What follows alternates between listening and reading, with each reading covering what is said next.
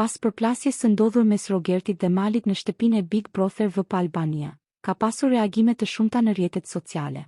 Shumë komentues, por edhe figura publike kanë dënuar sjelljen e Rogertit, veçanërisht për mënyrën se si u drejtua Malit duke i përmendur familjen.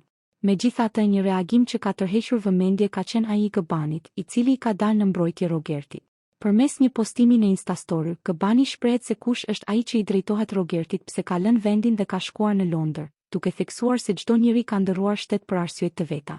Që Rogerti është jashtë kufive të logjikës, kjo dihet. Por për sa i përket këtij argumentit të Malit me që ti ke gjak shqiptari, pse e le vendin tënd, pse shkove në Londër, si fillim në hëng shpenisin ti dhe të gjithë që dyshojnë atë dashurinë e refugjatëve shqiptar që janë detyruar me ndërruar shtet secili për arsye të veta.